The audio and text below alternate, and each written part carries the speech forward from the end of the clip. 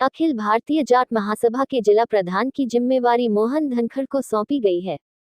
आज उन्हें ये जिम्मेवारी प्रदेश अध्यक्ष राजेंद्र सुरहा ने सौंपी और कहा कि मोहन धनखड़ समाज के लिए पहले भी अपनी सच्ची निष्ठा से और ईमानदारी से काम कर रहे हैं, इसीलिए आज उन्हें ये जिम्मेदारी सौंपी है।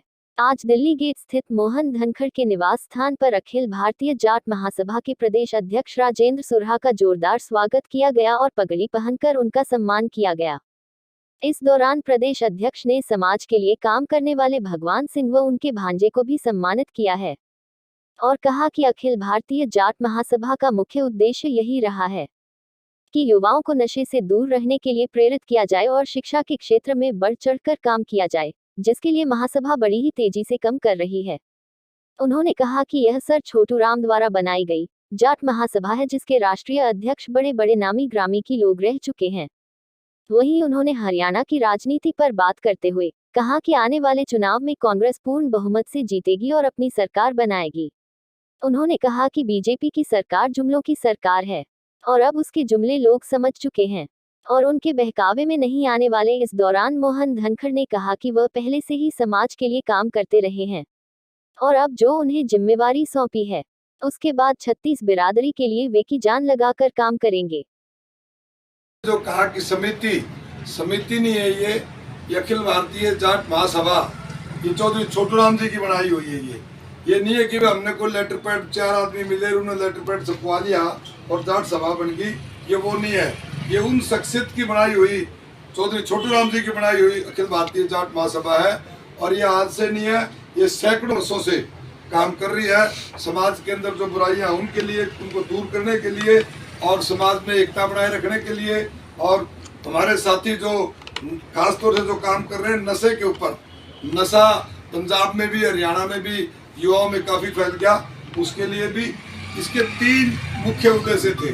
जब उस समय में चौधरी छोटू राम जी ने सभा का गठन किया था अखिल भारतीय जाट महासभा का, उस टाइम हमारे सामने काफी आज की समस्याएं अलग तरह की हैं, उस दिन की समस्याएं अलग तरह की थी।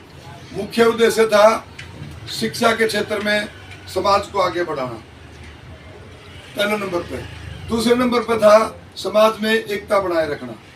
तीसरे नंबर पे था विवाह जब करते हैं हम, शादी की जो रस्म करते हैं उसमें दहेज प्रथा के खिलाफ दहेज प्रथा के खिलाफ बनाई गई थी। चौथी बनाई गई थी किसानों को जब कोई दिक्कत आए तो ये सभा किसान के साथ खड़ी होकर के और किसानों की मदद करी। ये मुख्य उद्देश्य है। जब चौधरी छोटू राम जी ने बनाई उस टाइम ये 4 मुख्य उद्देश्य थे और उन्हीं बातों को लेकर के हमारे अखिल भारतीय जाट महासभा के राष्ट्रीय महासचिव हैं चौधरी युद्धवीर सिंह जी। आप सबने जब किसान आंदोलन चला था, आप लोगों ने टेलीविजन पर उनका वक्तव्य भी सुना होगा। उनका टेलीविजन में जब बहसबाजी, जो दूसरे ग्रुप के लोग थे जो किसानों के खिलाफ जिनकी विचारधारा थी, वो जब उनसे टेलीविजन पर सवाल जवाब करते थे तो आप लोगों ने जरूर न्यूज़ 24 पर तो पक्का ही देखा होगा और दूसरे मीडिया तो दिखाते ही नहीं थे। तो चौधरी युद्धवीर सिंह इस सभा के राष्ट्रीय महासचिव हैं, जिनकी देखरेख में यह सभा पूरे देश में काम करती है। हरियाणा में नहीं, पंजाब में, राजस्थान में, पूरे देश में काम करती है। और इसके राष्ट्रीय जो अध्यक्ष हैं अखिल भारतीय जाट महासभा के, वो हैं पूर्व मुख्यमंत्री पंजाब कैप्टन अमरिंदर सिंह जी।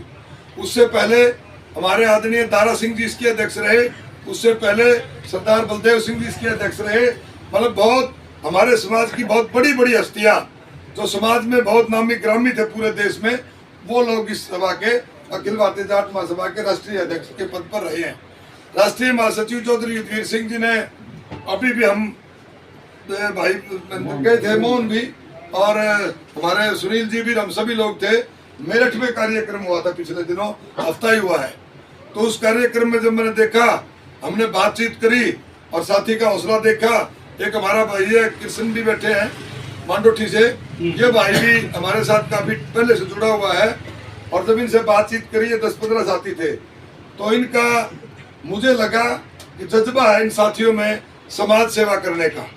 ये चाहते हैं कि हम समाज में इससे जुड़ करके संस्था से और समाज की सेवा करें। मैंने इनसे कहा कि भाई हम आपको कोई दायित्व सौंपना चाहें तो आप उसको संभालेंगे। इन्होंने फटाक से, सारे साथी थे, भला जी हम तो वैसे भी समाज की सेवा कर देंगे, अगर कोई दायित्व देना चाहोगे तो भी, नहीं दोगे तो भी। बड़ी अच्छी बात कही साथी ने, मोहन ने। तो हमने फिर कहा भाई आप एक कार्यक्रम करो, 10 साथी मिलेंगे, 20 साथी मिलेंगे, हम अपनी बातें उनके बीच में रखेंगे। मैं डॉक्टर राजेंद्र सुरा हूँ। मैं अखिल भारतीय जाट महासभा हरियाणा का प्रदेश अध्यक्ष का कार्यभार संभालता हूँ और आज हमने इसी के तहत ये कार्यक्रम के संयोजक हमारे भाई मोहन धनखड़, इनको हमने जिला प्रधान की जिम्मेवारी सौंपी है और आगे की कार्यकारिणी का गठन करने का अधिकार भी भाई मोहन को ही दिया गया है। देखिए, नशे के ऊपर आपने बात की, शिक्षा को लेकर आपने बात की, फिर इसको लेकर जाना, उस स्तर पर लेकर जाना, क्या कुछ कहेंगे जाट महासभा का, क्या कुछ? हमने ये बताया कि ये जो महासभा है इसका गठन चौधरी छोटूराम जी के द्वारा किया गया था और ये हरियाणा की नहीं, देश की सबसे पुरानी सभा है, सैकड़ों वर्षों से ये काम कर रही है। इसके 3-4 मुख्य उद्देश्य थे जब ये सभा का गठन किया गया था। एक तो ये था कि दहेज प्रथा के खिलाफ इसका गठन हुआ था। एक हमारा मुख्य उद्देश्य था समाज को शिक्षा के क्षेत्र में आगे लेकर के जाना, और तीसरा ये था कि हमारे समाज के जो युवा हैं और जो दूसरे समाज के बच्चे भी युवा हैं उनको नशा से दूर रखना, ये हमारे मुख्य सभा के उद्देश्य थे। और जब चौधरी छोटूराम जी ने इस सभा का गठन किया उस टाइम पर वो अध्यक्ष रहे इसके, और युवा के भी अध्यक्ष रहे, और इसके बड़ी जो जाट सभा ऑल इंडिया जाट महासभा है उसके भी राष्ट्रीय अध्यक्ष रहे। इसके बाद आज के दिन हमारे चौधरी युद्धवीर सिंह हैं जो इसके राष्ट्रीय महासचिव हैं और राष्ट्रीय अध्यक्ष हैं, पंजाब के पूर्व चीफ मिनिस्टर आदरणीय कैप्टन अमरिंदर सिंह जी। इनके चौधरी दारा सिंह जी भी अध्यक्ष रहे हैं। बहुत नामी ग्रामी हस्तियाँ जो हैं हमारी सभा के राष्ट्रीय जो अध्यक्ष रहे हैं उन्होंने पदभार संभाला है। और हम तो एक ही बात कहते हैं, अभी हरियाणा में जो हम काम कर रहे हैं, हम 36 बिरादरी का सम्मान करते हैं, लेकिन जो हमारी बिरादरी के अंदर जो कुरीतियाँ फैल गई, जो बच्चे नशे की तरफ ज़्यादा आकर्षित हो गए, उनके लिए हम नशा मुक्ति के कैंप भी लगवाते हैं और उनको जा करके समझाते बुझाते हैं कि भाई नशे से दूर रहो, और उनको ये भी बताते हैं कि भाई एक ही चारा है, अब ज़मीनें रही नहीं, किसी के पास भी नहीं रही, और हमारे समाज के पास तो जैसे जैसे जनसंख्या बढ़ती जा रही है, ज़मीन की जोत घटती जा रही है और बेरोजगारी बढ़ती जा रही है। उसका तो एक ही तरीका है कि भाई आप अच्छा परिश्रम करें और शिक्षा के क्षेत्र में बढ़ चढ़ करके हिस्सा ले करके कंपटीशन की तैयारी करें और अपनी नौकरी ज्वाइन करके समाज को आगे बढ़ाएं। हुड्डा सरकार के 10 साल को आपने बात की है, तो किस तरह देखते हैं बीजेपी के 9 साल हुड्डा सरकार के 10 साल? देखो भाई, ये तो आपको भी पता है, जो हमारे कांग्रेस पार्टी के 10 साल थे पीछे, चौधरी भूपेंद्र सिंह हुड्डा मुख्यमंत्री रहे।